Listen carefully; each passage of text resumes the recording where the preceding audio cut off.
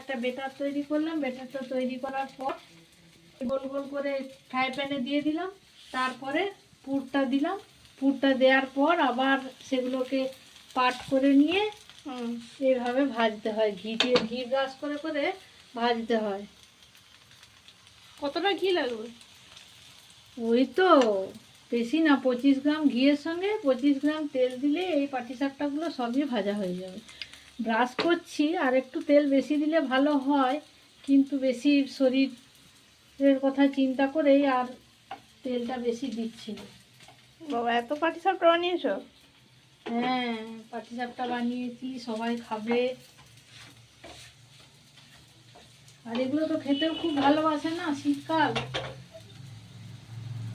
শীতকাল মানেই তো পিঠে পার্বণ। কখনো ভাজা পুলি, কখনো পাটিসাপটা, আর কখনো পুর পিঠে, কখনো তরকারির পিঠে, কত রকমের হয়। আমরা তাও তো অনেক কিছু জানি না, যেগুলো জানি সেগুলোই বানিয়ে খাওয়াই।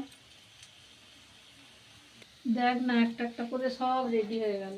একটু টাইম লাগলো ঠিক কথাই, কিন্তু তৈরি হয়ে গেল। পুর কি বানিয়ে রেখেছিলে না এখনই না, বানালে? পুর তো এক্ষুনি বানালাম, তুই তো দেখলি নারকেলটা পুড়লাম, এক্ষুনি করলাম। একটু লং প্রসেস, তবুও খাওয়ার জন্য তো করতেই হয়। এই যা ঠান্ডা, শীতে যৌথ তুমি এতগুলো কাজ করলে এখন? ছেলের আবদার, মেয়ের আবদার। আর বরটা বাদ গেল কেন? বর তো আছে, সে বলে পাটিসাপটা বাবা করবে না কবে থেকে, আমি নারকেল এনে দিচ্ছি।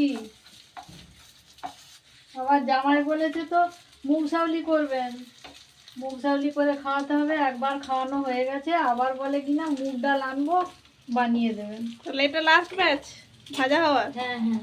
তাহলে রেডি পাটিসাপটা, ব্যাস। এগুলো আর একটাও থাকবে না আজকে আসতো।